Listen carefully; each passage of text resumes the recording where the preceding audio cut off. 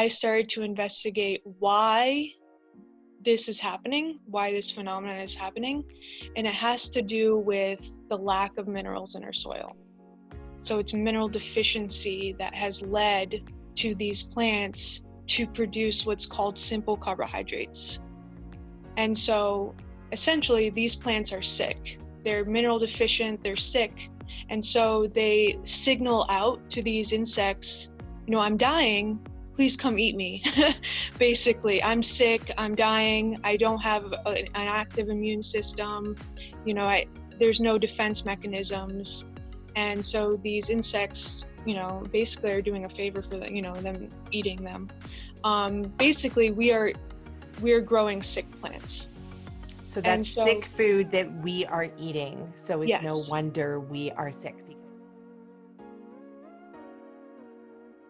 Hi, everyone. Nicolette Richer here, and welcome to my show, the Eat Real to Heal podcast, where I am coming to you live from my yoga studio, which is in our wellness center. And it's now been converted because we can't do yoga in here and we can't run any of our retreats.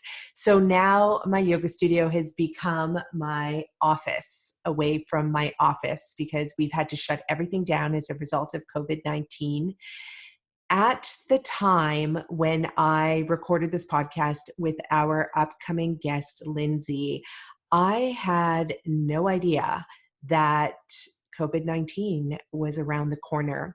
And it feels so surreal to be releasing these podcasts because we record them ahead of time, to be releasing them and doing the intro for them within the context of what's happening now around the globe. So I don't think anybody can say this enough that, we are so grateful. We have so much gratitude, literally global collective gratitude, for all of the frontline workers that are out there, for all the essential service employees that are out there on the ground and providing food to people, providing resources to people, literally to all the food banks that are out there that are so inundated. I just learned a fact about Whistler yesterday that the food bank is giving away the same amount of food in 1 week right now that they're normally giving out in one entire year. In 1 week, they're giving away as much food to people who are in need as they normally give out in an entire year. So if you are listening to this podcast, and it doesn't matter where you are in the world, I can guarantee every food bank right now is overrun. I want you to do 3 things.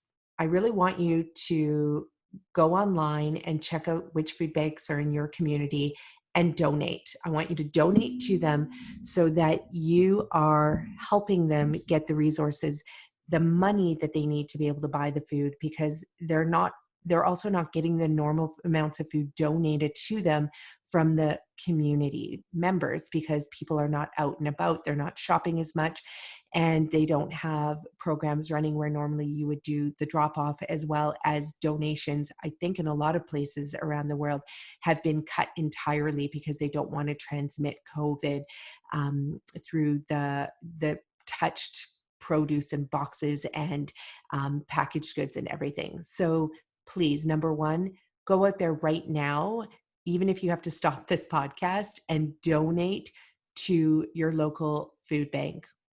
Now, the second thing I'd love for you to do is to identify your local food bank and also write them a loving note.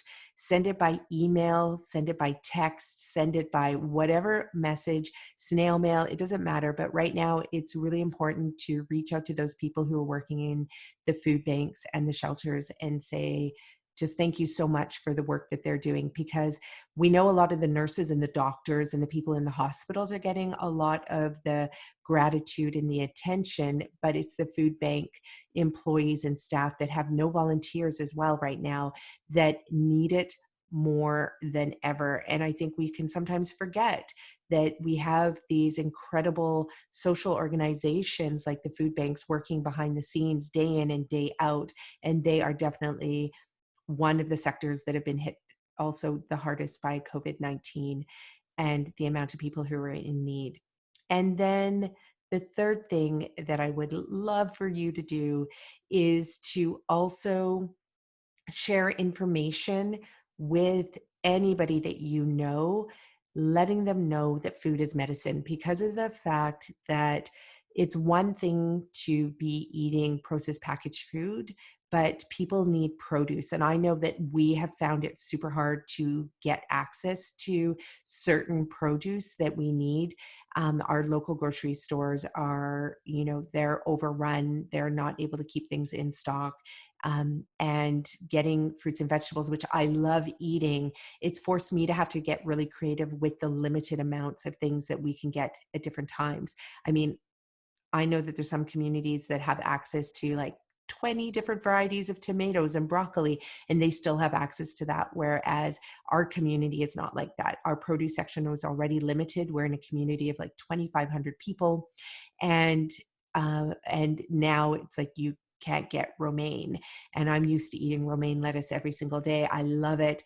I love making big, abundant, massive salads with that. So I've noticed even the size of my salads have gone down. I'm eating a lot of eggplant because we can somehow get organic eggplant, but we can't get, other organic foods. So share a recipe with somebody. If you know of really simple, maybe 3 or 4 ingredient recipes, share it with somebody that you know to just remind them that they need to get these fresh, delicious, nutrient-dense, life-giving, organic foods into their body, because it's going to help them with their mental health. It's going to help them with managing things like anxiety and panic attacks, depression, lethargy. I mean, everything. And not only that, but just even, defending themselves against COVID and other viruses, bacteria, and anything else.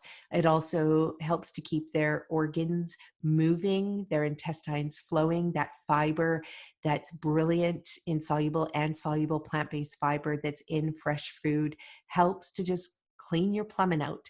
And what I mean by that is it allows you to bulk up and take awesome, amazing, orgasmic poos. And you know me, I like to talk about bowel movements and taking craps and, urinating and all of those wonderful waste management systems that our body has. And we need to talk about it. But send a note to a loved one and give them a recipe, and it might just inspire them, because people are cooking a lot now, more than ever before, and they might just need a new recipe to ignite them and inspire them to do something different in their kitchen, but also so that they don't revert to just wanting to, crash a bag of chips or, smack down some processed refined food, which is not going to help with your mental health, which is not going to help with your overall well-being. And so that's the third thing you can do. So let's dive into this wonderful podcast and listen to this incredible story, because Lindsay is not unlike a lot of young humans on the planet who have gone to work for a company, and you're new there, you're getting your feet wet, you're trying to understand the lay of the land, you see things that are not appropriate and conducive to your values, but you're still second guessing yourself. You're like, well, maybe am I seeing what I'm really seeing? I don't have much experience in this, corporate sector. So, should I speak up? Should I not speak up? It's sometimes our mind can play tricks on us, because we're just, we haven't been on the planet for as many years to see that, there is corruption. There are people who don't operate under good values that protect people, animals, the planet, air, soil, water, all of the important systems that keep our communities thriving. And this was something that happened to Lindsay. And fortunately, Lindsay has able to come out on the other side of what happened. This is my beautiful daughter who's just coming in now. I am recording a podcast, but it's lovely to see you, my love. I'll be in the house soon. We'll just leave that in there because this is the reality of COVID, is that our kids are coming and going. We're around them all the time. I usually have one of my 3 daughters sitting in my lap getting either some cuddles or wanting a book read or wanting to tell me about their schoolwork. And, life right now is all about juggling the work schedule and all the little tiny things that we have to do. Even if your business is shut down like ours is, we still have a lot of work that we need to do, and also trying to juggle the needs of our family who have emotional, physical, mental, spiritual needs right now that are probably heightened as a result of staying home and being isolated. I want to thank everybody for self-isolating and doing your part so we can flatten this curve. It's looking good in a lot of places, not looking so good in other places, so we can do a better job. But yeah, it's an interesting time for our children. And I love that so many people are showing the reality of what it's like to be at home. There's lots of great comics doing some good stuff, lots of great memes out there. We need humor out there more than ever. And there's just the plain old realities of what it's like to be managing our way through this global pandemic. So let's get back to Lindsay. And yeah, Lindsay was faced with witnessing a really horrendous act within a company, and that was overlooked, that wasn't addressed, wasn't taken care of, and that resulted in several deaths in that organization at DuPont. She's going to take us through the story. I would not wish this on any young individual or, any seasoned individual, to have to be up against something where you bring it forward and then later on down the road you realize that even though you did your part, you brought it forward, you went to your superiors, you went to your managers, and they said that they were going to follow up on it, and then that didn't happen, and it resulted in the loss of a life and several lives. And what that does to you, it can crush you, as it did Lindsay. But what I love is that this young woman has used that experience to dive into the research around pesticides and these toxic carcinogenic man-made chemicals.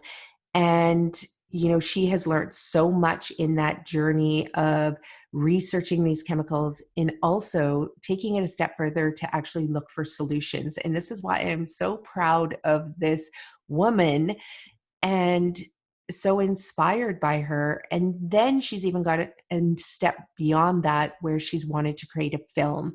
So this podcast, this episode with Lindsay, is very, very inspiring on so many levels, because a lot of people would have turned a blind eye to it. A lot of people would have shut down and just said, you know what, that happened, didn't have anything to do with me because I played my part. So they would ignore it, put it behind them, potentially think that there was nothing that they could have done or nothing that they could still do. But that wasn't Lindsay's case.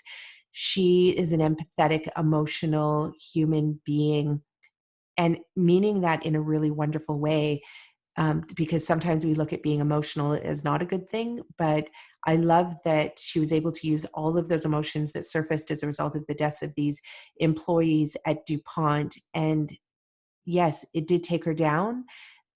And it's still something she is battling, but she was able to then rise up and realize she still had a role to play, even though she no longer worked for the company at the time of the deaths. So it's inspiring for everyone to listen to. I'm sure there's a lot of people out there where this podcast, this episode, is going to be heart-wrenching for some of you, because you will have witnessed certain crimes within the organizations that you worked for, and some of you may not have acted at all. But it's an opportunity to learn, it's an opportunity to get inspired, and it's an opportunity to think, well, if that ever did happen again, what can you learn from this episode with Lindsay that will actually cause you to act in the future? Because we know that these injustices, these looking sideways, turning the other cheek, maybe dumbing down what is actually happening. We know that this is going to happen again in the future. It's not like the DuPont incident was the last time any corporate group, corporate entity around the world ever overlooked anything that resulted in somebody's deaths. We know it's going to happen again in the future. So what can you learn from this episode that you can take with you so that you can act in a way that could change somebody's life for the better in the future? Or for that organization, maybe it'll change that organization and entice them to behave better, to do better because they know better, and because an employee stood up and said, hey, we need to act on this. Okay, so let's dive into the podcast. You know where to find me at Richer Health and to find out about all the things that we don't have going on right now. But if you want to sign up for our newsletters, please do learn how you can stay in touch, learn about when we're going to be opening up our restaurant again, the Green Mustache. And of course, you know what to do as well when you listen to these podcasts, which is to share these with other people so that they can learn the invaluable lessons that can only be told and recognized through storytelling, which is what these podcasts are. So thanks everyone for being with us. Let's jump in and listen to what Lindsay has to share with us. See you at the end of the show. Hi, everyone. Welcome to the Eat Real to Heal show, where today's guest is very special, Lindsay Aichinger. Welcome to the show. Thank you for having me. It is a pleasure. It's really interesting how I got in touch with Lindsay. I saw your post, and I actually don't even remember where I saw it. It must have come through Facebook, but it just spoke to me so loudly because this past year we had Dr. Zach Bush on our film. Mm-hmm. And for those of you who know Dr. Zach Bush, I mean, he's all about soil regeneration, and he's a medical doctor who is really trying to save North America's soils from being completely depleted as a result of the amount of pesticide, insecticide use. And so today's guest, when I saw that post, I guess it had come up on Facebook, it was referring to a mass media story that had happened where 4 people had died working at DuPont. And we are going to dive into that story because Lindsay actually did an internship there. So Lindsay, I know that you're no longer working as a chemical engineer. Is that correct? Yes, primarily. Currently. Yeah, currently I do not work as a chemical engineer. Yeah. Okay. So I know that this story brings up a lot of, I imagine, emotion. And, you know, when we were talking before the show, you had mentioned, and I like how you mentioned it. You said, you know, some people refer to it as PTSD, even though you weren't saying you refer to it as that. But, you know, after working in a place where you know, were able to come out and speak about what happened there, I mean, that does bring up a lot of emotion and trauma too, because I think most people, and why I say you're so special is because of the fact that most people who are working in companies, they often don't come out and say anything, and that's the hard thing. Mm-hmm. So yeah.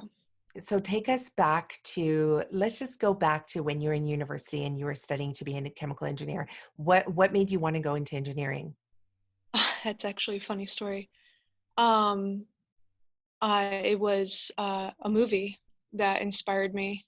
I watched a movie called Lorenzo's Oil in sophomore year of high school, and I was so inspired by the parents' dedication to find a cure for their little boy. That's exactly what I wanted to do. I wanted to cure orphan diseases. And what are orphan diseases, if you can just Orphan explain diseases, they are genetic diseases that only affect a very small community of people. And so these scientists and doctors, there's not enough people that it affects for them to really look into curing it and everything. And I wanted to be one of those people that focuses on orphan diseases and curing them. And I actually wrote my college essay on Lorenzo's Oil, and it obviously it spoke to a lot of, you know, admissions folks as well, because I wanted to be one of those people that cured diseases that people just didn't want to look into. Yeah, and I have a lot of clients that come to me and they'll often say, my disease is very rare.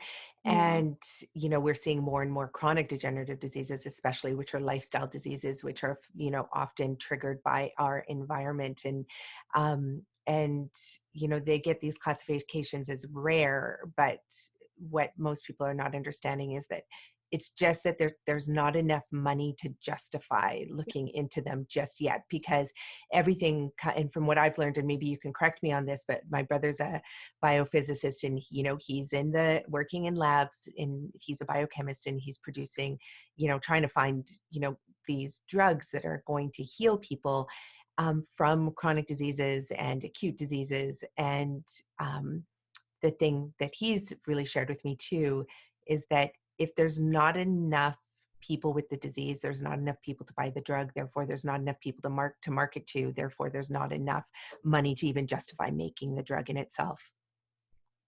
Yeah, and it's really sad because there's still people and they deserve the same attention as those that are affected by diseases that are much more common, like, you know, obviously Alzheimer's, they're making strides with Alzheimer's and stuff like that, but all these other orphan diseases, people deserve that sort of treatment as well.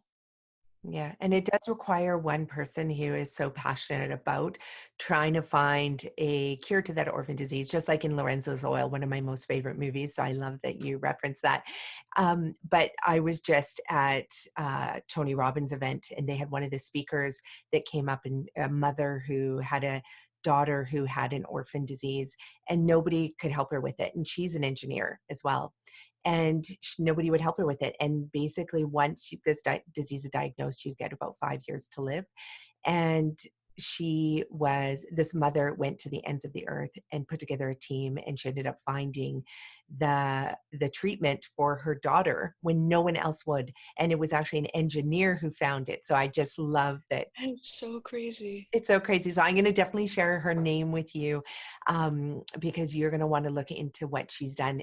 Yeah. And I know you've been dissuaded by your experience in the engineering world, and you talked about a mistrust, which we're going to get into. And I want you to help explain where that mistrust came from. But I think by sharing this woman's story, you're going to see how everything she did in just finding that one, literally a cure for this orphan disease, which has now saved thousands of people's lives in North America. So her That daughter's is now a teenager. that is nuts. Isn't that nuts? It's motivation. It's motivation, right? And it's motivation coupled with that sense of knowledge, coupled with that passion, coupled with that. I think you have a big heart, just like she did. She wasn't just doing it for her daughter. Ultimately, she wanted to help all these other people. And that's what she said in her talk, was that when she saw the other kids in the hospital with her daughter that were going to die from this disease, it was just became bigger than just her daughter. It became about the community and the greater world. So take us back to engineering. So you got accepted, you wrote this amazing essay, you got accepted, and then you started engineering school. And then how did you end up being at DuPont? Yeah, so I had done in my sophomore year of college, I also did like drug delivery research, and I was doing a lot of research on the cancer side as well. But I decided, hey, let's try some engineering work, because, I was something that I regret, of course. But and so I interviewed with DuPont in the insecticide unit, and I took an internship, which is part of the co-op program. So I went to University of Akron. It's a 5-year program for chemical engineering, and the 5th year is because you do like a year of work study. So the co-op program ran for 5 months. So I started the internship co-op program in January of 2013, and it ran for 5 months. And I worked in the insecticide unit within DuPont in LaPorte, Texas. So what's crazy about this is that as someone that was obviously very, very passionate about disease and cancer, I guess I didn't really make the association with the insecticides, because when you're working for these companies and you're making these chemicals, you're inundated into the environment that you're doing something good. They keep saying that organic is not sustainable. We can't, these little farmers can't feed the world, right? And so we need these insecticides, we need these chemicals. And so I thought I was doing a good thing. I wrote actually another essay after the co-op program on why insecticides are important and everything. And one of the things I was measuring was the pressure relief valves. I was helping their efforts on the pressure relief valves.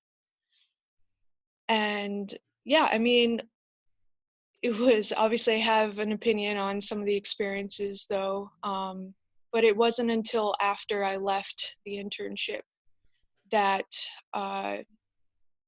bad things happened. Bad things started to happen.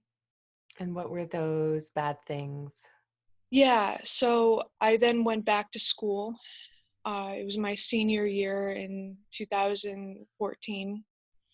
November 15th, 2014, that's when the chemical leak happened. There was a chemical leak that happened at the plant and in my area, and 4 people died. And it changed my life because, one of the things that they claimed early on that failed was a pressure relief valve. That you And had been working on. that was one of the things I was working on. And of course, it had to do with my feeling of inadequacy. I felt like I didn't belong. I felt like I wasn't a good engineer. And this just intensified that feeling that I was, being an engineer was not what not what I wanted to do. But it became a spark for my research. And so you were an intern that worked there for 5 months, but this was a 90-year-old plant. And Yes. so obviously the pressure relief, leak, the valve leak, wasn't related to you. You were one, pawn in the whole entire, scheme of it, where, you worked for 5 months. Was there something, like for you, like what I'm hearing is that is there a guilt that you've taken on? Or is it? Yes. Well, it has to do with, my experience there, really. And what had happened there that really is what brought the guilt upon. I don't know Mhm. if I can share that yet. Because I want people to understand my mentality, but I'll probably share it. I did find one that was undersized when I was there. A valve. Yeah, a valve that was undersized. And I think what happened was that they felt, I told them about it and I felt some pushback from the discovery, but ultimately I think that one did get replaced.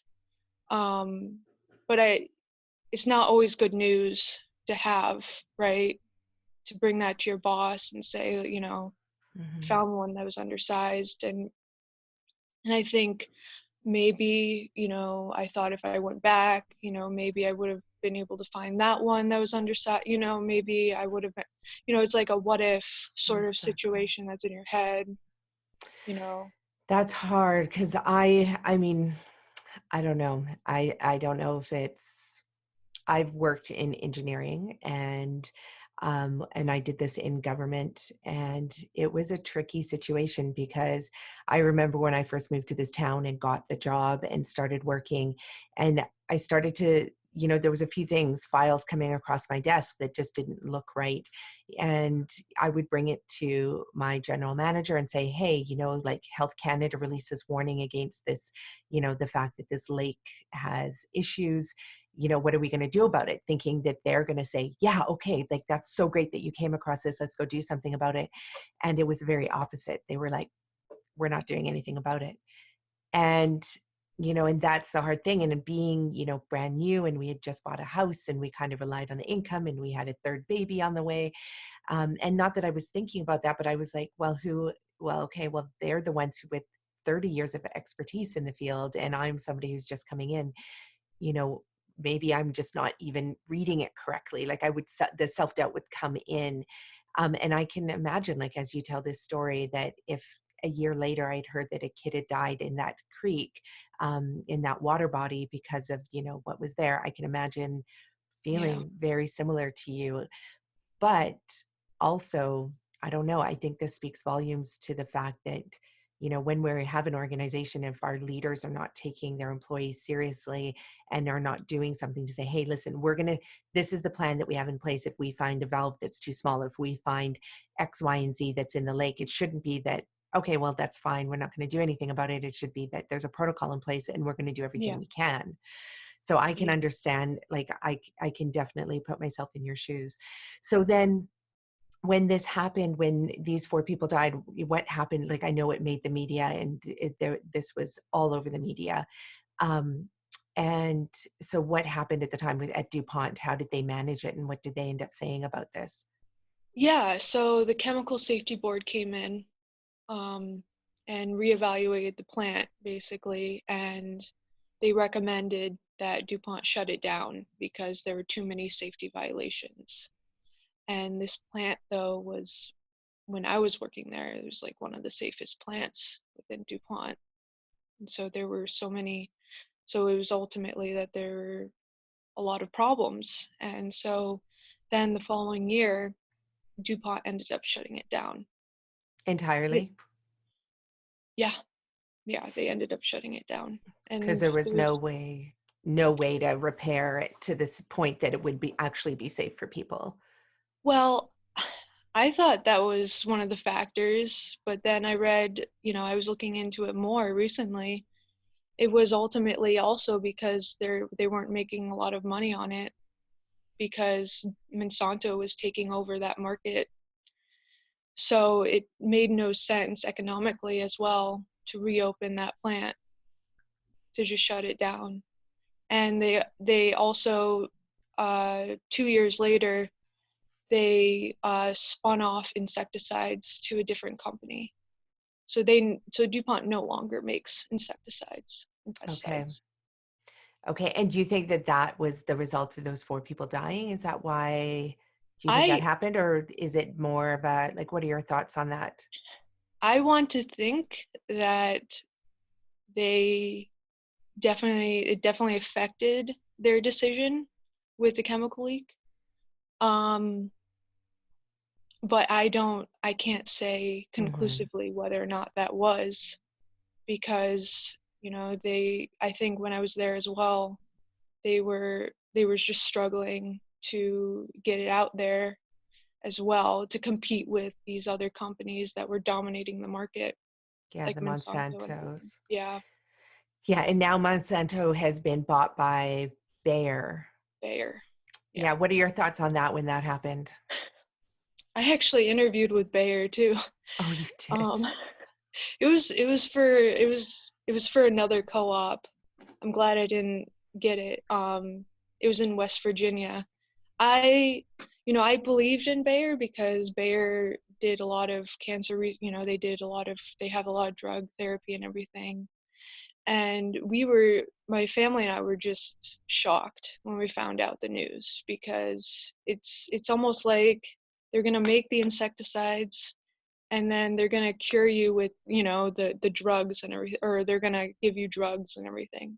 To treat the people who've been To affected treat by the people who've that been have, affected by, basically. And the lawsuits was kind of crazy though, because that was in 2018 and the chemical leak happened in 2014. So it brought my attention back to, obviously, Monsanto, Bayer, and everything. But I think it's a very corrupt industry, market, and everything. And I never wanted to go back to those, that industry at all. I ended up taking another job within semiconductors. So I worked for Intel Corporation after I graduated. And did you end up, were you ever interviewed as a result of having been an employee of DuPont? Yeah, I mean, Intel took a liking to me because I had DuPont experience, because I did work for DuPont. I actually worked for DuPont again in another co-op making Kevlar in Richmond, Virginia. So And what that's were they why doing with the Kevlar? they, they were that's mostly for personal protection. So that's Right. stuff that they were doing for military and everything. I think I don't know too much about that, but I was making, working on different projects for Kevlar. Mm-hmm. So that was interesting. But so I had a co-op experience from basically January 2013 to May 2013. That was with the insecticide unit. Mm-hmm. And then I had summer school, and then I had another co-op, and that was in early 2014. And then my senior year happened. And this So was this is all before the leak happened in the plant. yeah. And then, so with the insecticides that you are working with, like what have you learned about them since? Because I imagine you've done a ton of research on this, but we have so many people in this world. I mean, the biggest users of insecticides, from what I understand, looking at the statistics, is they're household users. It's not, Monsanto goes through not Monsanto, Bayer now goes through barrels and barrels and barrels of glyphosate and Roundup. But we have household families that are spraying their gardens across North America to keep them green. We have municipalities that are spraying their land across North America to keep it green, when technically they should be brown because water's limited and, and it's dry summer. And so what have you learned about insecticides that, you didn't know about before? Yeah. That you can So share with the public, because I can tell people and people think I'm just a crazy veggie lady who teaches people how to use food as medicine, but sometimes it's nice hearing it from a chemical engineer who's actually worked in the field and had this direct experience with DuPont.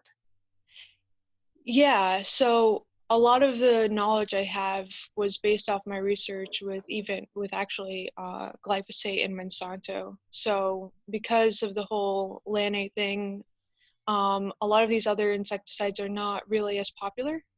But the herbicide, really the weed killer, glyphosate and Monsanto or Roundup, is really something I've been looking into. And I've done a lot of research in terms of looking into studies.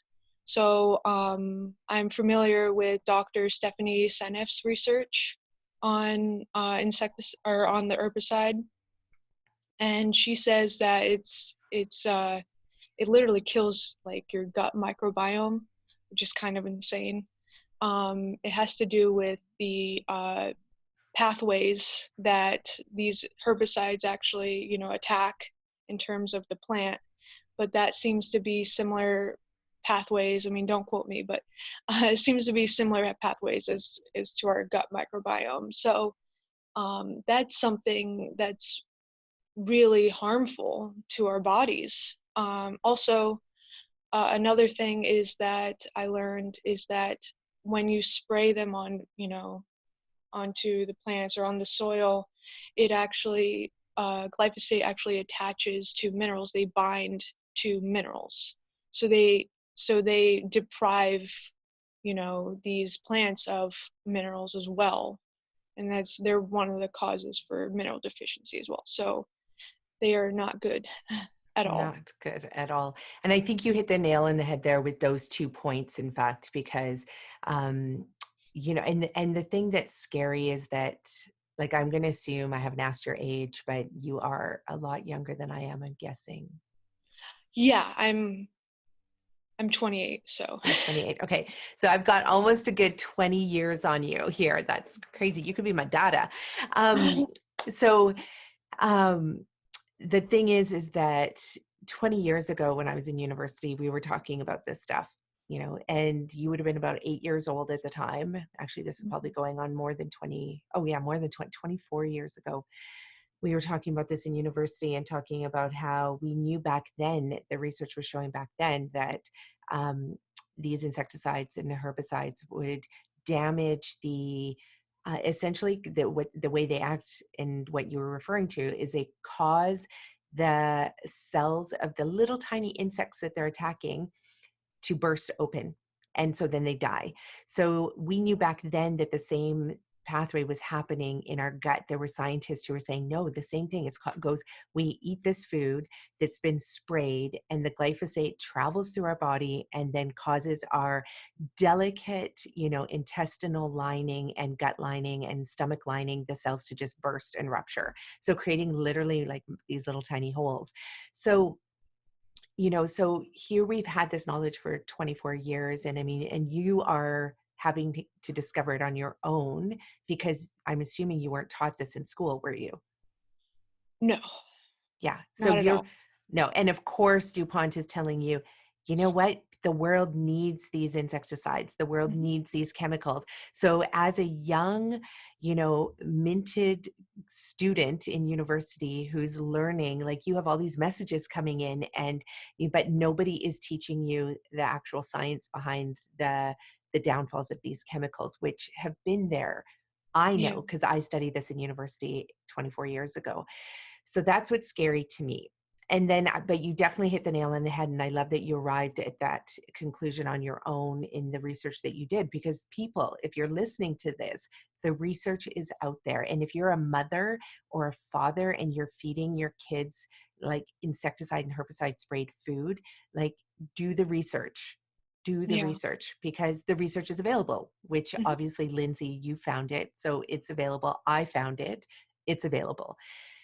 Now, the second part is the part about, so sorry, hold on, I just lost that. We talked about the microbiome and the gut being affected. Oh, the mineral deficiency. So a lot of people, they're like, oh, eating organic doesn't matter. And, it's not any better for you than non-organic. And it's true, even in non-organic and organic food, if that soil has been sprayed with these herbicides, the soil is going to be nutrient deficient. So the food's going to be nutrient deficient. So this is where I love diving into this next part about what you're so fascinated and interested in. It's the regeneration of the soil. So let's talk a little bit about that. But before Uh, we do, I understand, are you making do you have a plan to make a film on this? yeah, so I wanted to make a film. It was going to be a documentary. It was called Hidden Hunger or Missing Minerals. It's right now we're in development. We haven't yet secured money for it, but it's definitely something that we're working towards this year, because I think mineral deficiency is such a fascinating subject, and it's something that needs to be discussed. And doctors and scientists I don't feel like doctors and scientists are really talking about mineral deficiency. No, they're not. They're talking about our farming practices, and they're talking, but they're not really discussing the lack of minerals. And so I thought that it would be great to have a documentary on this subject, because I absolutely love documentaries. Me too. I've watched a ton of documentaries, like, I remember Fed Up, one of my favorite documentaries that came out in 2014. It was right around the, time of the chemical leak. So that definitely caught my attention. And then there's also like Food Inc. came out a while back. That was amazing. What the Health, a lot of these documentaries are coming out that are basically changing the way we think about food. But it's time we really talk about minerals and the lack thereof in our farming practices. And so I can dive in a little bit of that. So obviously when the chemical leak happened, I went through depression, depressive state. I sort of didn't want to become a chemical engineer. I felt like my profession was killing people, because I wanted to cure cancer. Like that was my goal. How could this happen to me? And so I did sort of blame myself, because I remembered all the things that happened within the plant when I worked there. And so the only thing that actually made me somewhat feel a little better was doing research on insecticides and pesticides, why we need them, why they are around. Because the truth of the matter is we do actually need them, right? Because plants or insects are attacking these plants. They are eating the plants, they are doing this, they are doing, and Now, so you do need them. Okay, so can I just ask about that, just to clarify, because I can imagine that there's going to be people being like, do we though? Or is it a result of the way we've been Yes, farming with these exactly. monocrops, right? Because we Yes. have monocrop practices, we need Yes. the insecticides. But if we were to, like, the alternative to that would be? Yeah, so that's another thing, is like I started to investigate why this is happening, why this phenomenon is happening, and it has to do with the lack of minerals in our soil. So it's mineral deficiency that has led to these plants to produce what's called simple carbohydrates. And so essentially these plants are sick. They're mineral deficient, they're sick. And so they signal out to these insects, I'm dying, please come eat me. Basically, I'm sick, I'm dying, I don't have an active immune system, there's no defense mechanisms. And so these insects, basically are doing a favor for them eating them. Basically, we're growing sick plants. So And that's so, sick food that we are eating. So it's no yes. wonder we are sick, because Oh, we're very sick. very sick, because the plants can't even, and I love this because, in a time when I just came across this kid's post on Facebook, and he's very young, suffering from mental health issues, and he filled out an assisted suicide, doctor-assisted suicide forms, and posted them on Facebook. And I came across it because we received his mail by accident. So I just thought I'd Facebook him. And then when I started to see what I saw on Facebook, but it's interesting because the reason I bring this up is because here we have these young kids who are depressed and sick and suffering from all these mental health issues that are now signaling like these sick plants, like, just take me now. I don't want to live anymore. And the same thing is happening. But it was interesting though, and I'll just bring this up and then let you continue, because I really want to hear this part of from you. But when I called his mom to say, hey, do you know that your son's going through this? And she said, oh yes, we managed to like pick him up and bring him back home.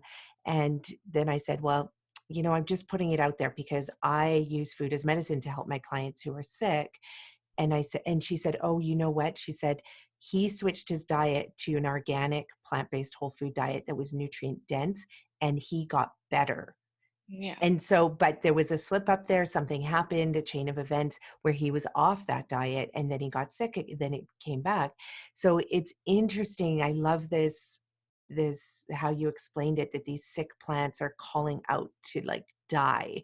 And I feel that's what's happening in our society right now. Yeah, there's a lot of parallels, and it's you are what you eat. So, and you are what they eat, basically. Yeah.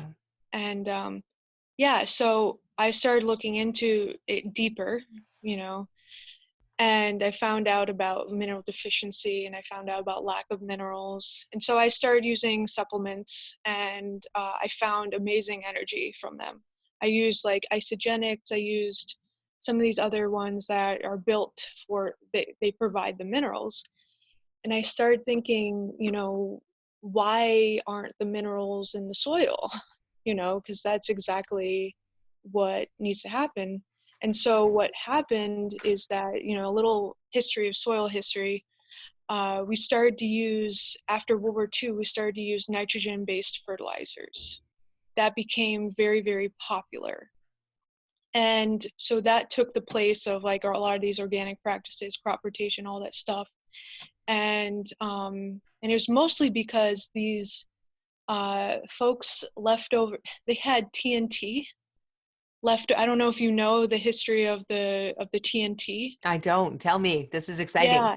So this is after World War II. They had a bunch of TNT left over, and so they said, "Oh, we're gonna turn this into fertilizer." Basically, they were Oh, so using. what was the TNT? So the TNT is an explosive. Yes. Yeah. Okay. So Yes. what was it made out of? Do you know? It was like ammonium nitrate. It was like, it was like nitrate, nitrogen and ammonium and everything. So they Right. had all that raw material. They had all that nitrogen-based, raw material. And so they started, because they had such a massive amount, they started to use it and started to put it as fertilizer. They just started to sell it as fertilizer, which is kind of an insane, it's so insane. So that started to spread, right? And so because we're using only one mineral, like nitrogen, and also it's crazy, but because we're only having like one mineral, like now these plants are becoming deprived of minerals, like it's because of our fertilizer. And so I became obsessed, obviously.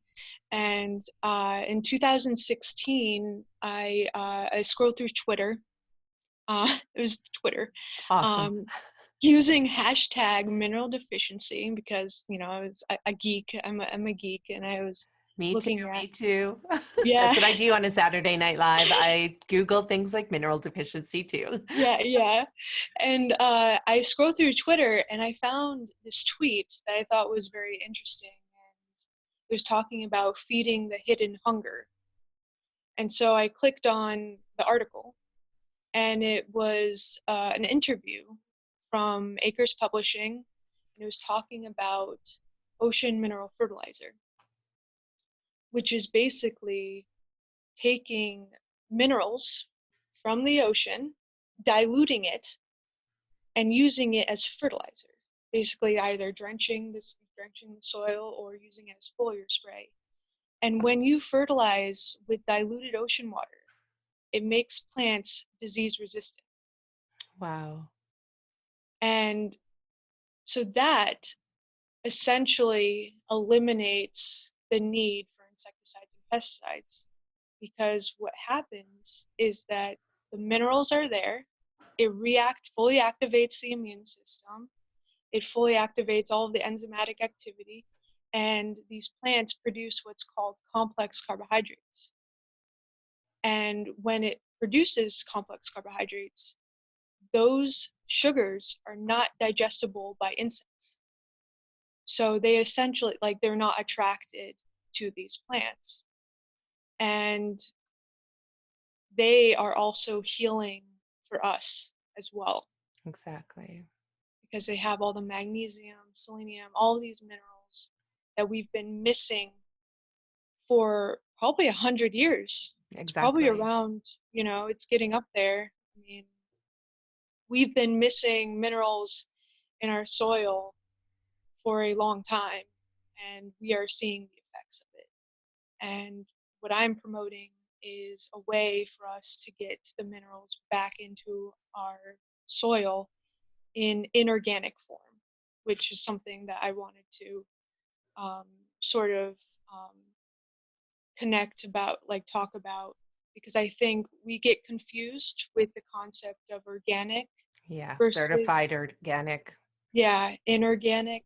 Yeah. Um, so with organic, plants cannot absorb organic material, It needs like fungi and it needs bacteria in the soil to convert it into inorganic form. And so that's what the plants absorb, is inorganic minerals, ionic minerals.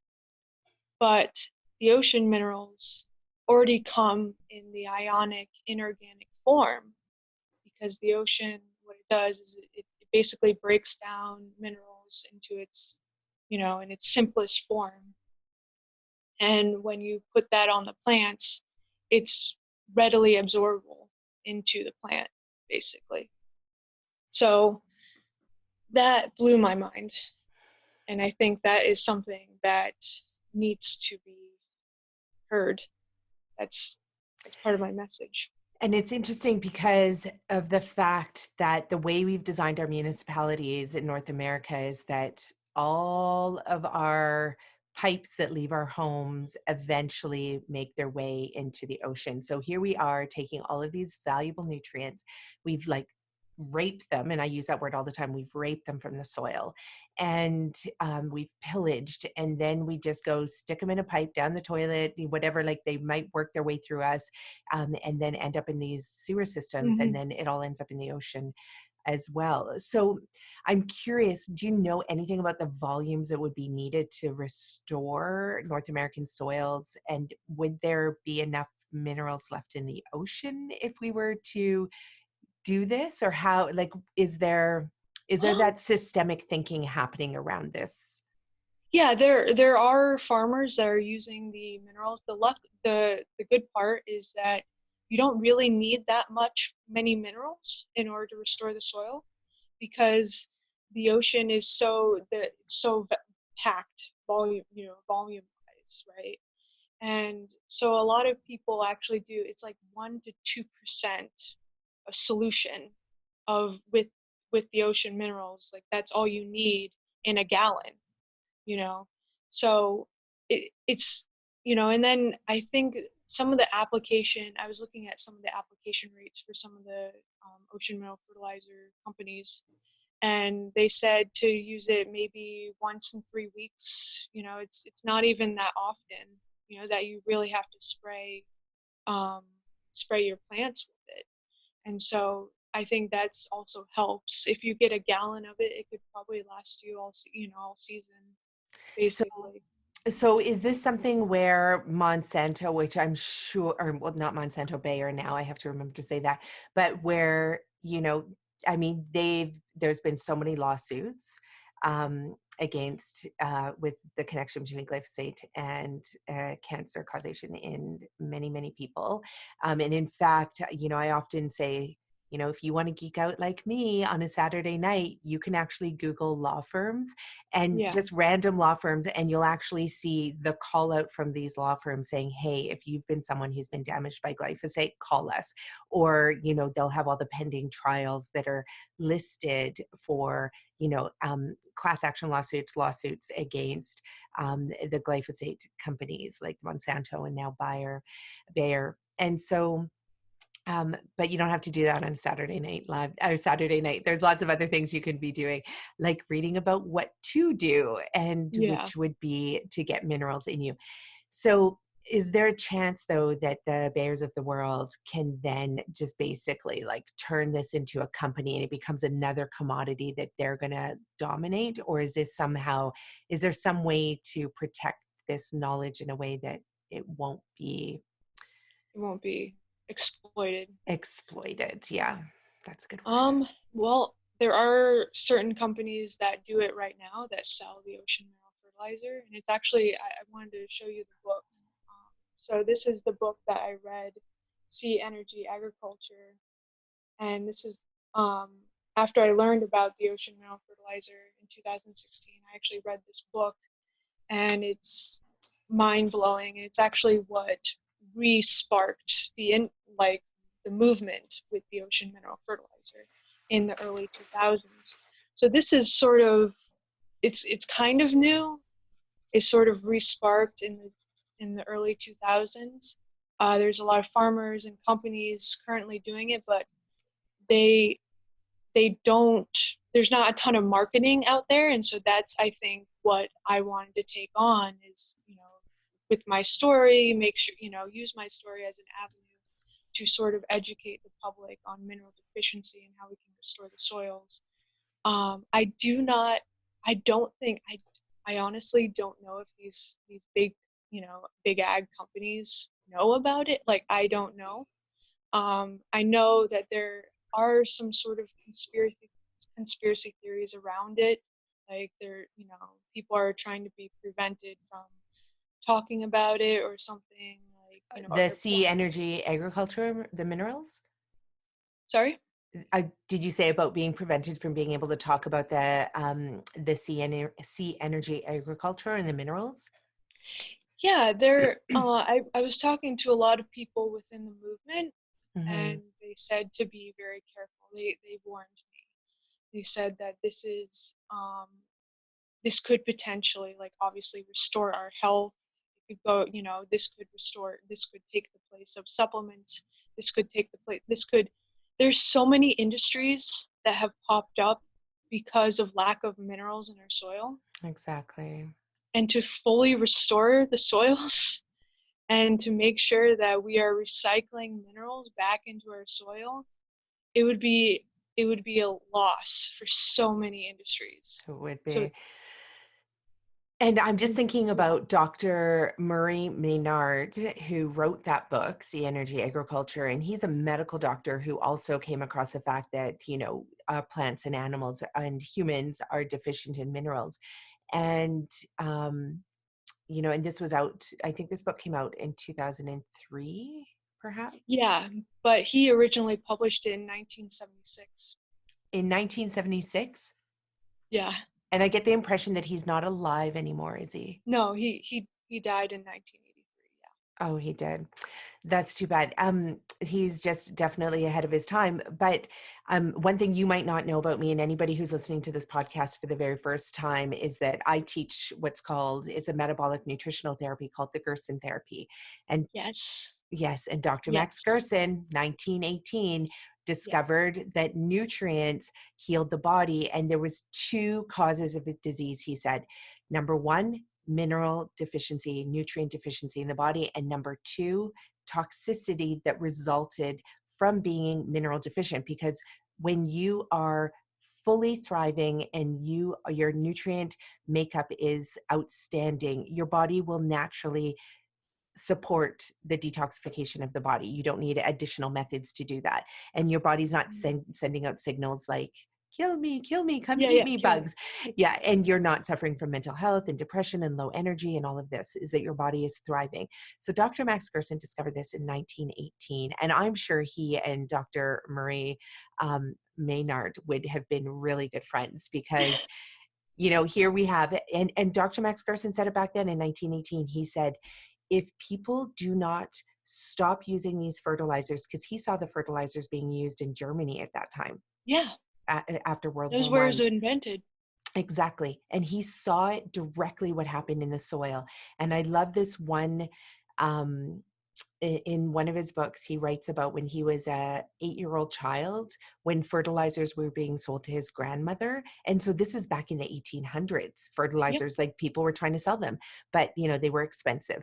But his grandmother, she was given these fertilizers, sprinkled them into the soil on one half of the garden. And then there was a pathway that was separating, and she never got around to fertilizing the other half of the garden. And what he observed as a 7 or 8-year-old boy was that the earthworms and the bugs started crawling up out of the fertilized soil and moving themselves across the pathway and going into the soil that wasn't fertilized. Yeah. And the earthworms are not in competition with our food. They're there to help us grow food. So I just think that really for him planted a seed. And of course, he went on to be, one of the world's most renowned doctors for reversing all types of disease and chronic disease and cancer, using food as medicine, using minerals, people, like exactly what Lindsay is talking about here. So I also love how you talked about your depression just very slightly, but you also talked about what lifted you out of that was doing research. Yeah. I So can you think, talk a little bit more about that? Because did you ever resort to, you know, having to take antidepressants, or, you know, how did you manage that depression, and how did you go about that just with yourself? I'm curious. yeah, I think, honestly, because I'm, the way I am, I have an inquisitive mind. Uh, I think that's the only thing that really helped me. I did not take any. I honestly, the way I handled it was really bad. I drank. Um, Right. Which is the I way a drank. lot of people handle it. Yeah, I drank a lot. I remember when the chemical leak happened was on a Saturday. I drank a ton that night. Um, I just didn't, I didn't want to feel anymore at that point. You don't, you're kind of trying to save yourself from the Exactly. pain in essence. And I drank a lot actually after that, and I still, even, even when I moved to California and everything, I was drinking still. Cause like, you may know about the solution and you may know about, ocean mineral fertilizer, but the world still doesn't know about it. It's so frustrating. So it was really hard for me to like, how am I going to deliver this message? How am I going to tell the world? Because even when I was talking to people about the documentary, I wanted, and that's why I was, going towards the documentary and everything. Um, distributors told me, like, I don't, you're talking about DuPont, you're talking about going against big ag. Like, this is not a good idea because a lot of that's not a good movie to pick up, right? If Yeah. it's going against big ag or it's fine. But I don't want that documentary to be about that. It's really about, my journey and figuring out, this kind of stuff, and then talking about mineral deficiency as as the problem, and solving that through, the ocean mineral fertilizer. So uh and so there was a lot of frustration, because you find out about this stuff, right? 2016, and you're hyped up and you're like this, you're like that, but then you find out that people are still dying. People are Hmm. still dying from the chemicals. You find out about these lawsuits that are happening, which are great, but you still find out about so many people that have been impacted, and about the solution, but you just want a way to deliver your message. And that is sort of why I went towards film. I was also an actress at that time too, so I knew that I knew the impact of film, because film inspired me to go into chemical engineering and cure orphan diseases. So I knew film was a way for me. Uh, wait, sorry. Um, uh, film was a way for me to deliver my message and everything. You're So allowed to sneeze on this podcast. It's okay. yeah, I'm sorry. It was really random. Sorry. No, that's all Um, good. And that's interesting because I want to ask about how did you, you know, going from a chemical engineer into film. I mean, we see people go back and forth between industries and careers all the time. yeah, You know, I have a podcast now and I used to work in government doing environmental policy work, like, you know, and I have restaurants and yeah, people thought that's crazy. You can't be in the restaurant industry. yeah. But I am curious about, but I love the story about how people transition from one industry to another. So were you in acting first and then engineering, and then that led to you going down the film route, or? Um, I think I took acting lessons while I was in engineering school. So it was even before the chemical leak. So I had this passion for acting as well, because I also did theater while I was at University of Akron. Um, and so that I wanted to be an act. It's, you kind of have that inkling. You're like, oh well, I want to be an actress, blah blah blah. And then Oh my. your parents are like, no. Totally. Well, and it's interesting because my brother, who's the biophysicist, he also wants to be a screenwriter. So Oh, he yeah. is always writing on the side. And so I think we all, and a lot of doctors are musicians and a lot of, so we can be more than one thing. I don't think we can Yeah. we have to be one thing and just carry one label. So I was just really curious about that. Um, so but you're an executive producer on another film that, Mhm. did it already come out or is it just coming out this year? Trees of Peace? Yeah, so basically in 2016, after I discovered the ocean mineral fertilizer and say like, hey, I'm gonna make a documentary, um, gung ho about it. I then took some acting classes in LA. So I was actually traveling back and forth between Arizona and LA. I know it's crazy. It sounds crazy. And so I met, in my acting class, I met the sister of the director of Trees of Peace. So I met her. I became friends. Well, I became acquaintances. That's how they would say that. Became acquaintances with the sister, and then I started following the sister on Instagram and everything, on Facebook and everything. And then I found out about fundraiser for the for Trees of Peace in the next year, 2017, February, and I fell in love with the story And tell because us about the story. yeah. So this was written by Alana Brown. So she was a screenwriter and a director at the time, and she wrote these compelling stories about these four women trapped in a compartment while the Rwandan genocide is happening all around. And these four women are, sort of become each other's rock in terms of as the events were happening. There's so many horrible events that happen around them. People are dying. People are being, it's so depressing. But they relied on each other to heal, and also they survive or they go through the 81 days through the genocide and everything. So it's very sad, but it's actually the journey is actually very uplifting because they use each other to help deal with their trauma and everything. Because we are who we are, Mm-hmm. um, because of events that's happened in our past and everything, and it starts to shape us who we are. And so that's a lot of the themes within this movie. And it's a narrative film. Hopefully it premieres at Cannes this year. We'll see. We're That's it's still in amazing. post production. I Yeah. love that. And, going back to, in a film like this for sure is going to get picked up. And if, and Mhm. there's going to be a lot of people who are inspired by it and a lot of people who could probably relate to it versus when it comes to this other documentary that you want to make about mineralizing the soils.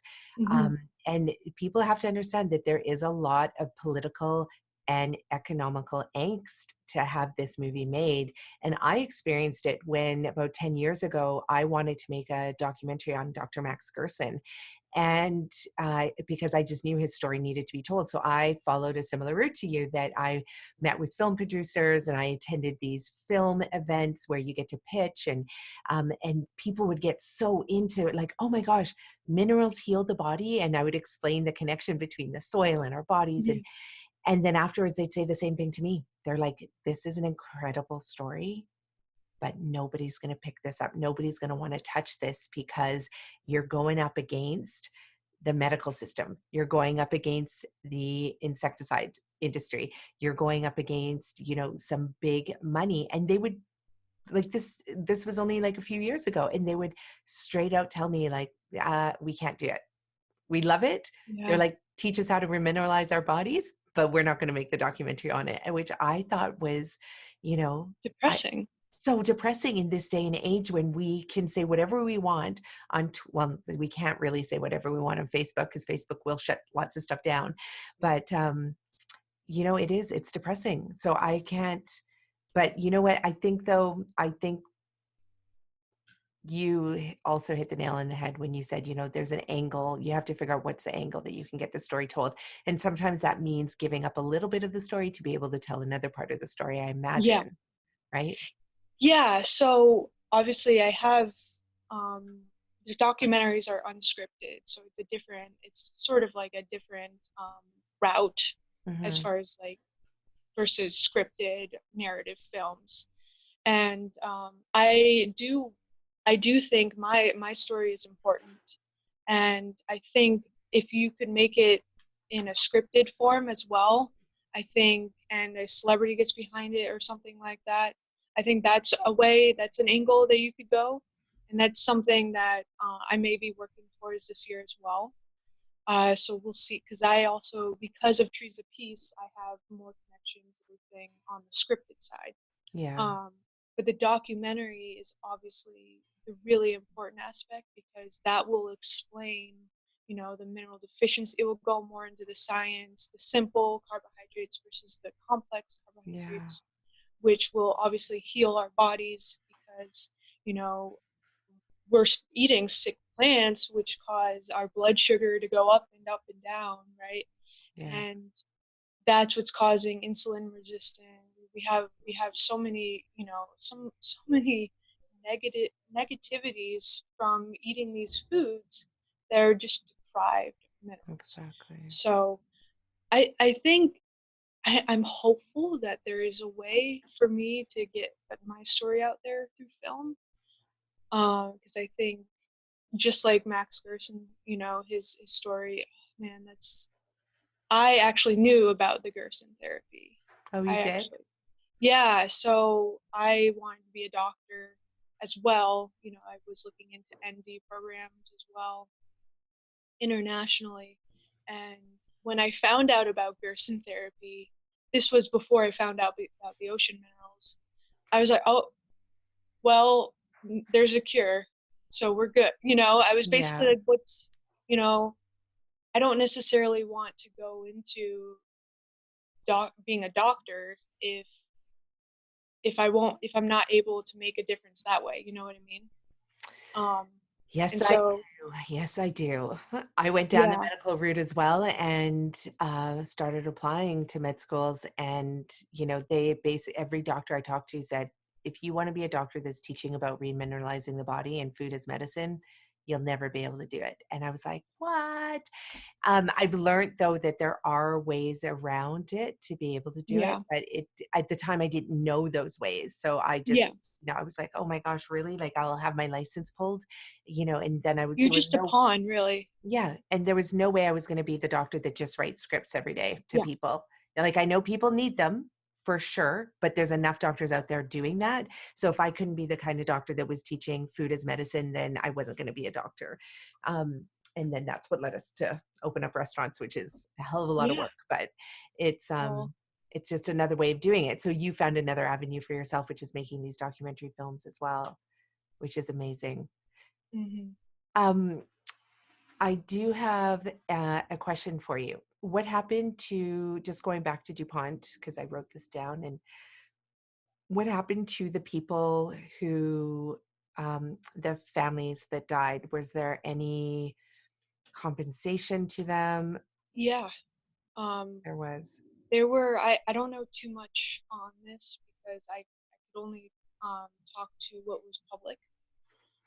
There was lawsuits that happened.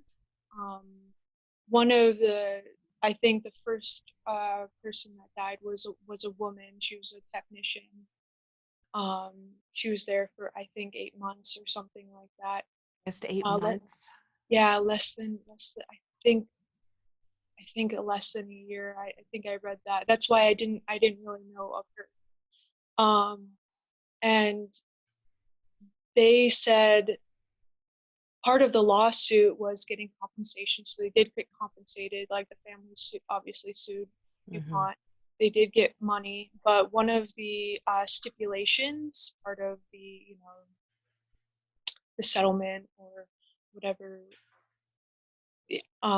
DuPont had to do on November 15th for every year for a decade. They had to do a silence, a moment of silence for the victims um, that died. Mm-hmm. That, on that day, so November 15th. So part of me, when you first told me that, I was like, really? That is what they had to do? But then at the same time, because I can imagine people just are like, okay, moment of silence now. But then quickly I realized, it forces a company to have to talk about Exactly. this with their employees so that the employees are aware that they are working in a place where it is dangerous working with these chemicals. And these insecticides are not inert chemicals. Yeah. And so I can understand why the families would want that, and that is important, as opposed to just sweeping it under the rug and not talking about it again. Yeah, and that actually spoke to me as well. Um, I think I recently asked my my sister-in-law about that. I don't know exactly if they do it, but I know that she thinks about it a lot. She Because thinks she about still works there, I imagine.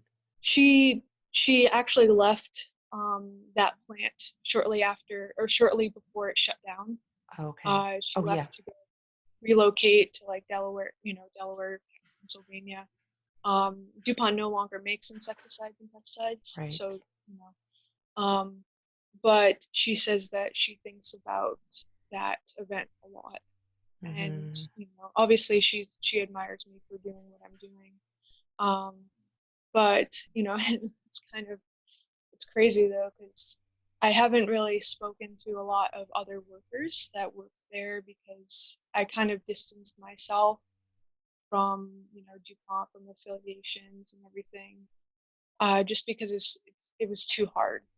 It's to think about it and just to think about you know the guilt that I've put myself in because of the event. But it's kind of crazy though too because when I worked for Intel, so after I graduated from college in 2015, I then tried to work at some of the safest places that I thought was safe, right? So I worked for Intel and I was on night shift. And shortly thereafter, I discovered the ocean mineral fertilizer. Um, Another colleague of mine died. At Intel. He worked for Intel, yeah. And what did he die from? He had surgery, so he had surgery and he died from a blood clot. Okay, so not necessarily Yeah. related to the industry, because that would have been really hard to go through Yeah, that I'm twice. pretty sure that would I would have been done, Yeah. at that point. But so I shortly discovered before that death, I discovered the ocean mineral fertilizer and I would have sworn. So this death was even harder than the chemical leak, Yeah.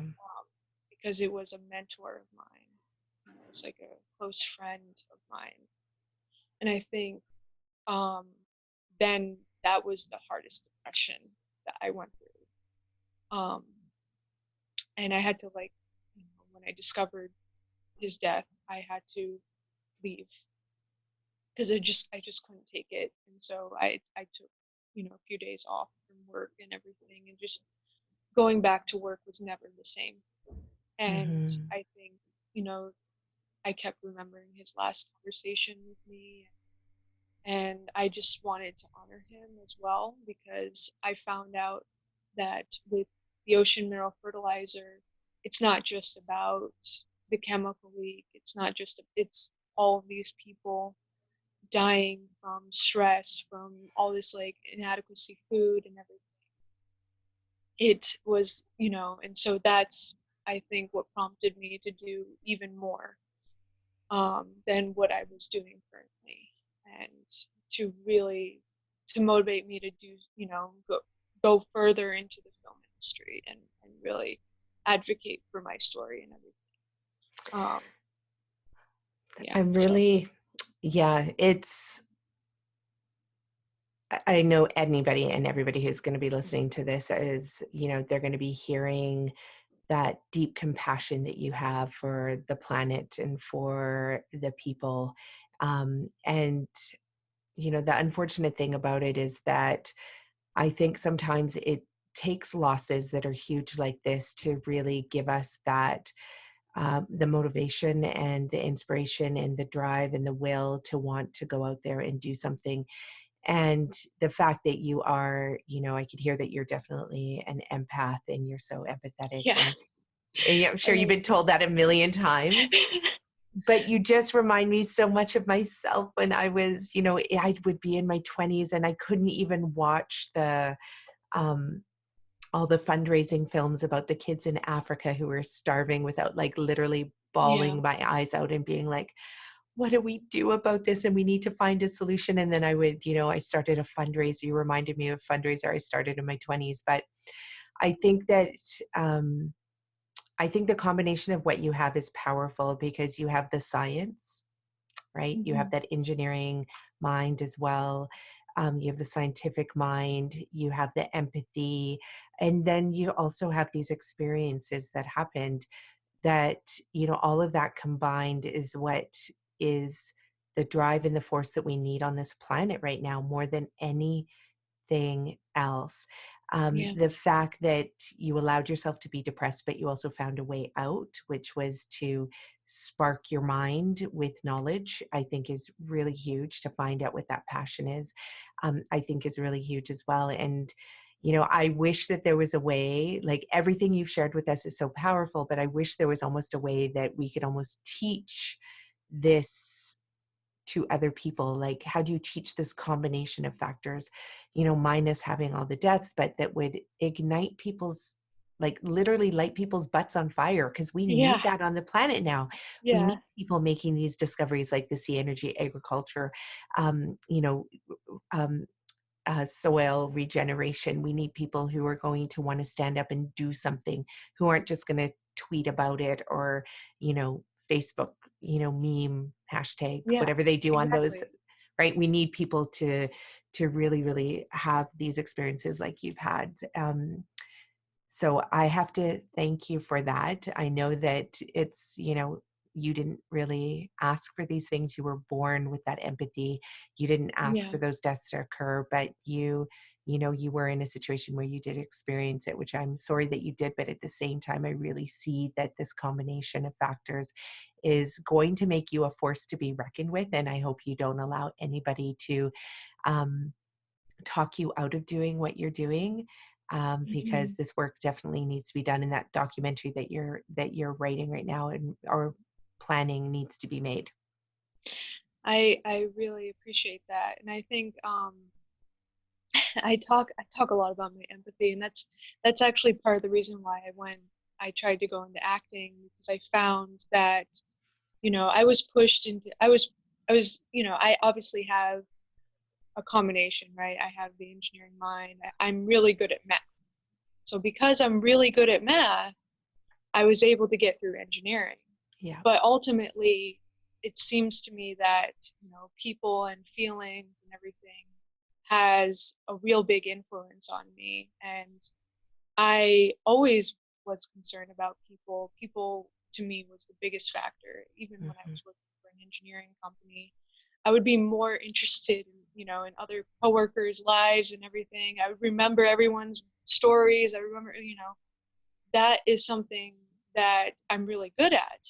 And talking to people, understanding people, that's something. And so that's why acting came about in my head. I was like, okay, because I took a personality quiz and whatnot. You take the Yeah. Done lots of those. yeah, Yeah. Myers-Briggs personality test, and I found out that I am like an ENFP.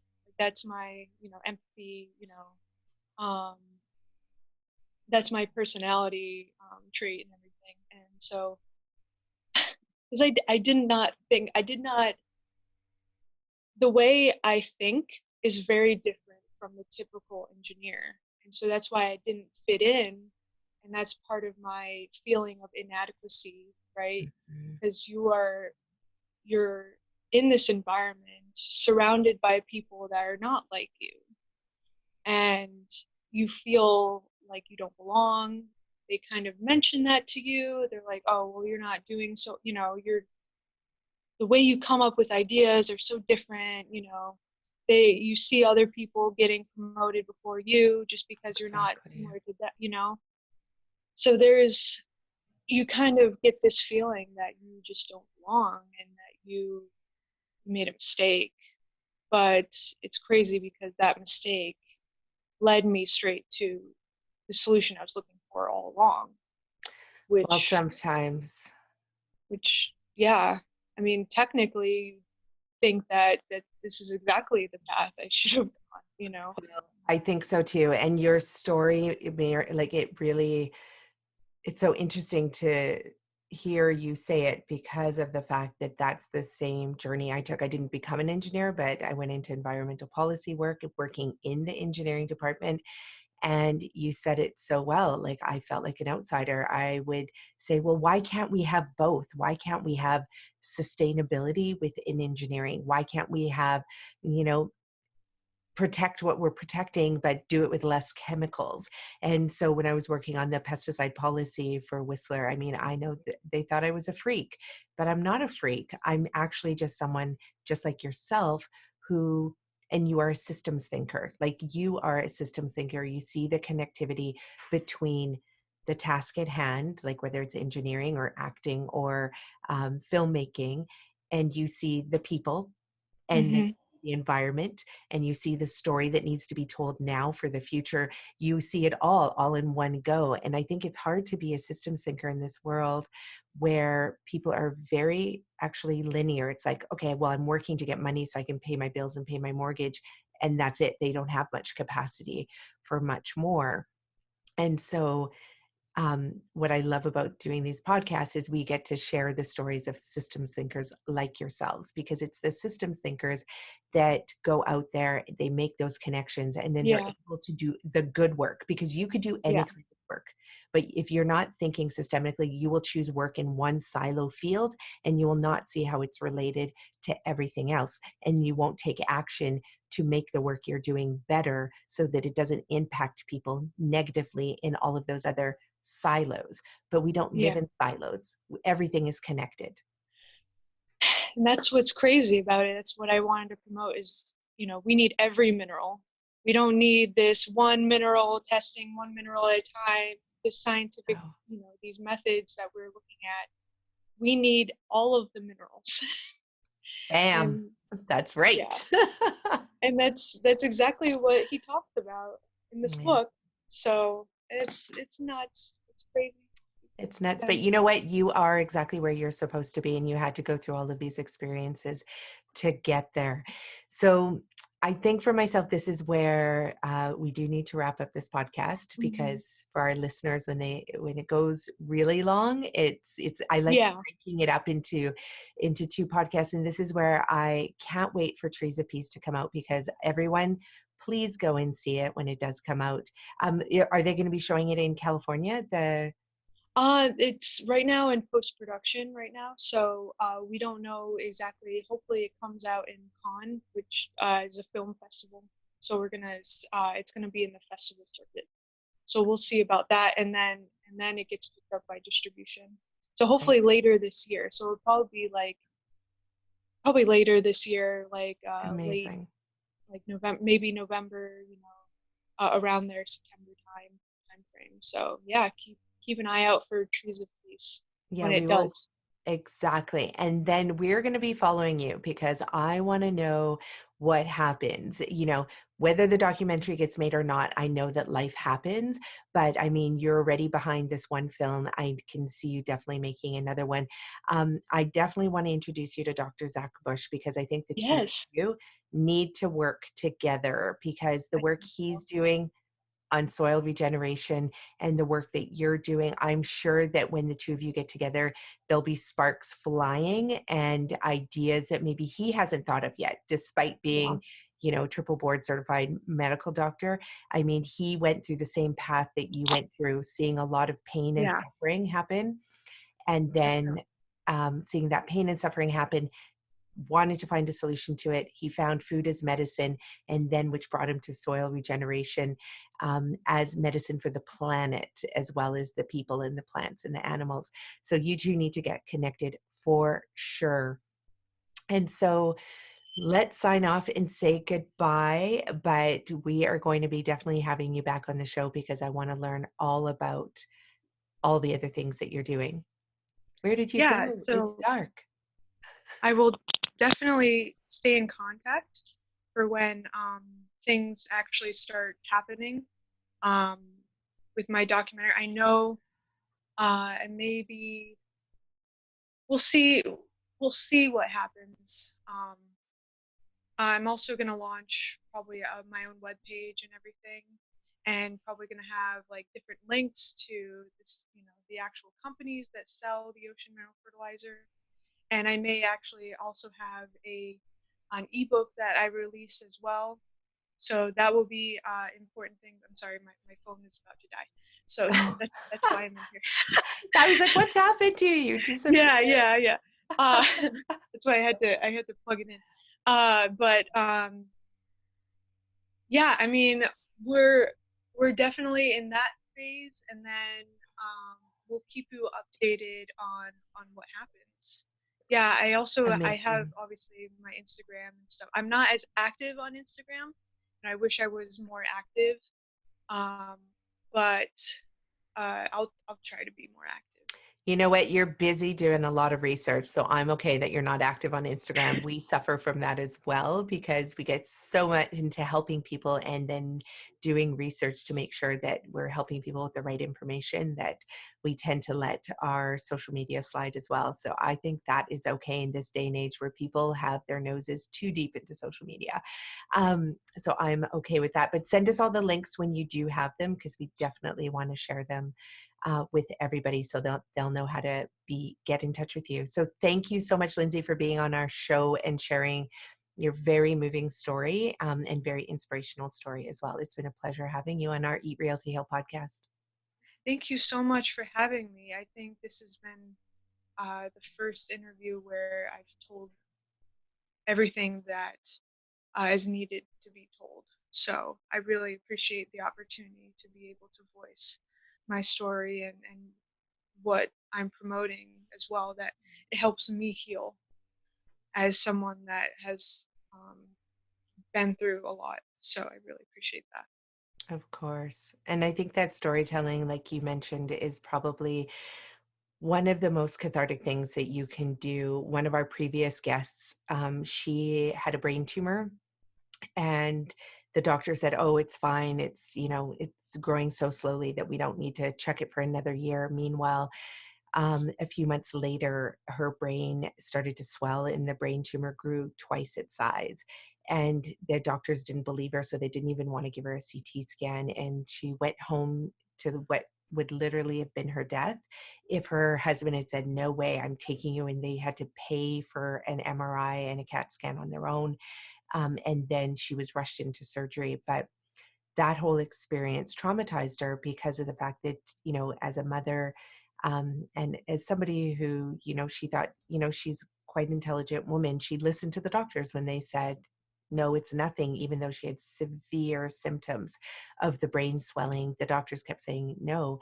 And so being that close to death brought her, definitely brought on post-traumatic stress symptoms and syndrome. And it was through the act of writing. And her therapist actually said, just write your story.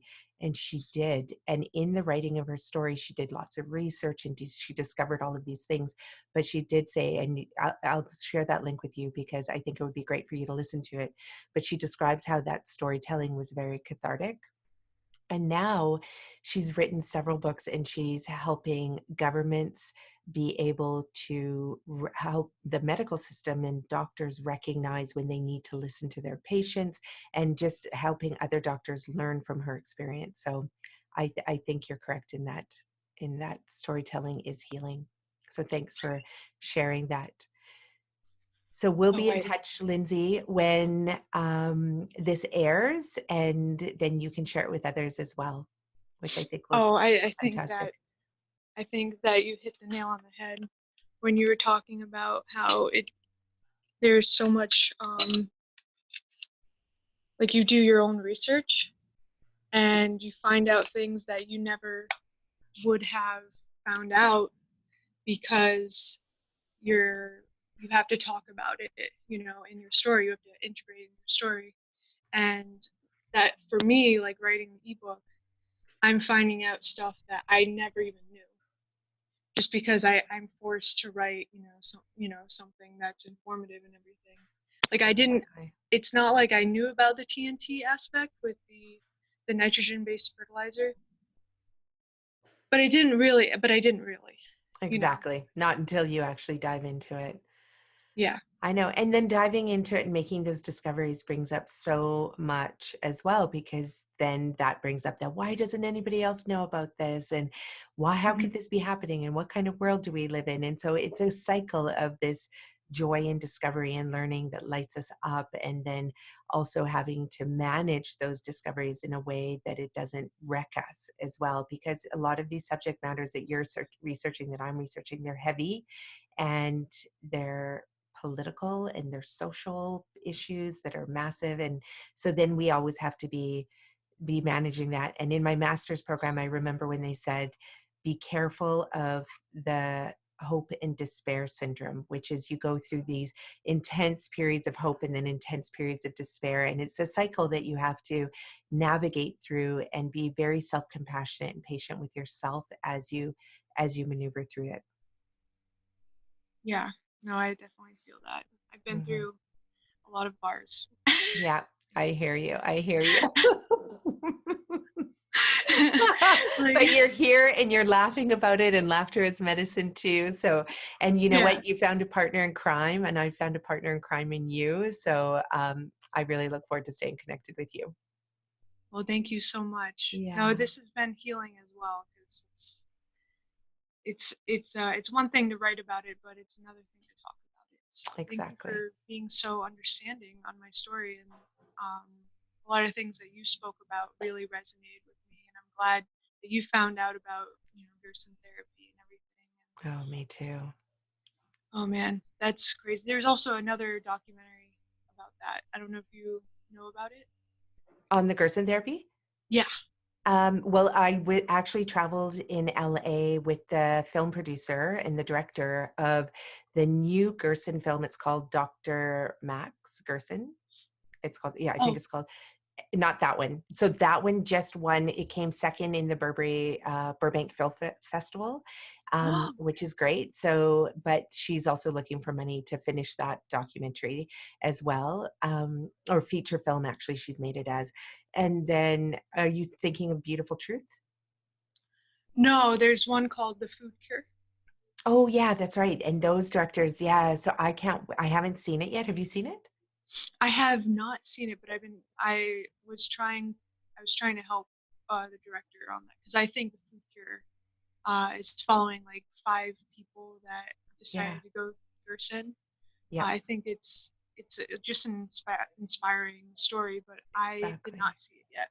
Yeah, no, we're trying to bring that film up to Whistler as well. So we've been trying to reach out to the Food Cure team to see what we can do to get it up here. So hopefully that happens soon, because I'm really excited to see that. Thanks for reminding me about that. Yeah, no problem. Amazing. Okay, Lindsay, I'm going to let you go and get back to your day, and I'm going to go get back to my day. Thanks again for everything. Thank you. I Okay, really we'll be appreciate in touch soon. Okay, bye. So there it is. How did you enjoy that episode with Lindsay? Inspiring. I really can't wait to dive into this research around seawater to understand what is available to us, what technologies and resources are available to us that are natural, that are there. What will that look like to try and harness that energy and those resources in a sustainable way that we can actually integrate them into our farming practices? What will that look like when our farming practices are resurrected and changed as a result of this incredible product that is available on the market already?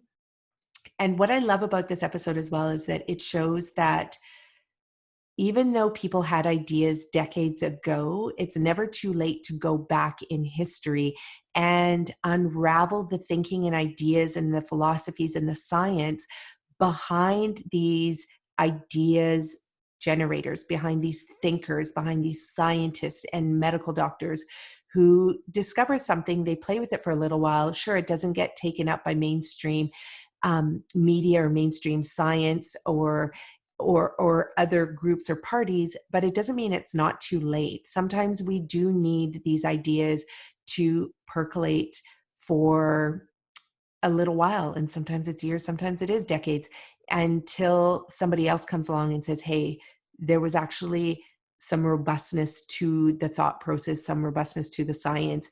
And for all the reasons why evidence-based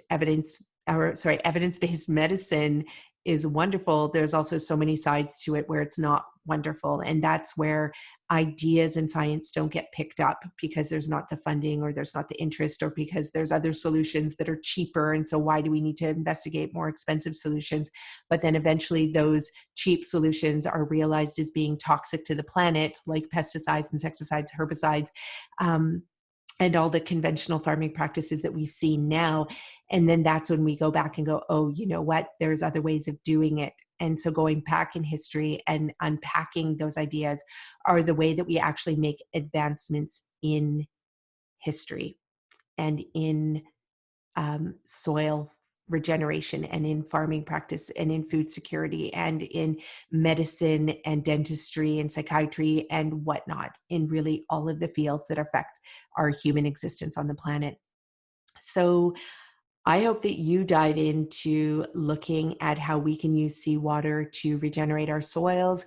And if you know of anybody that is doing it, share this information with them, but also share their information with us, because it's all about connecting people and ideas.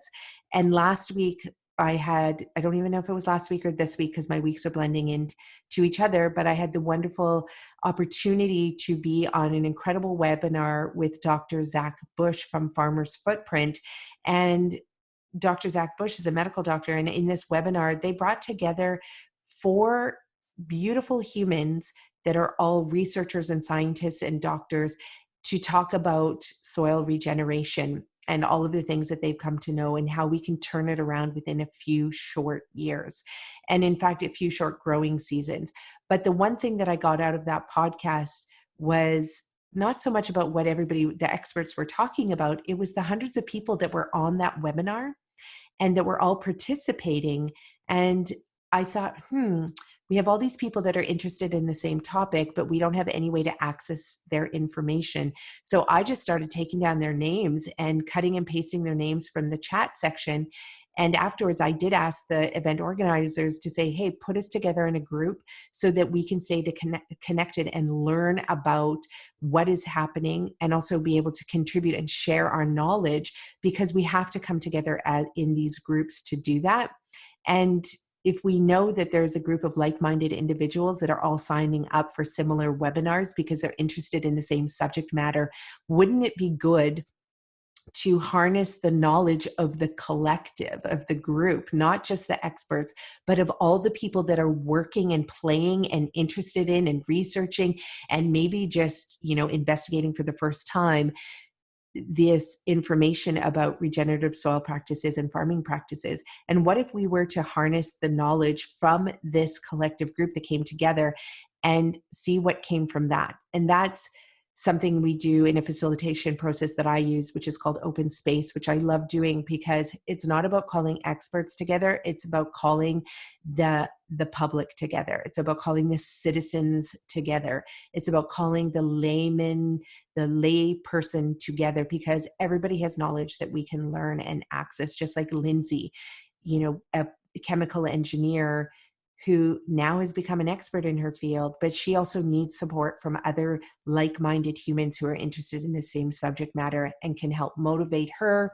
And she can in turn motivate them to want to dive further into this field to make the topic of using seawater in regenerative farming practices an actual reality. And that's how we're going to really advance things quickly in our society, is when we not only revert to the experts, but when we also revert to the masses, because the market will drive a lot of these innovations as well. So anyway, I'm going to wrap up there. I clearly am in a speaking deficit. I'm normally speaking, 5 days a week when our businesses are up and running, and clearly I'm not there. So I'm taking it all out on you guys in the intros and outros, but I can do that because guess what? This is my show. I am your host, Nicolette Richer of the Eat Real to Heal podcast, and you can always just fast forward through these intros and outros if I just start going off on a tangent, but I sincerely hope that there were little gold nuggets of information that you were getting out of that. And so, yes, go ahead and share this podcast with others and stay tuned next week for our next podcast. Super excited to bring these to you and super excited to be able to host these wonderful guests who take the time out of their day to share their unique, marvelous stories with all of you. Okay, everyone, be well, wash your hands, eat clean, real organic food, nutrify your bodies, build your immune system, get lots of sleep, do some yoga and stretching, meditate. You know what you need to do to get through this pandemic with resilience. Okay, everyone, bye for now. Good night.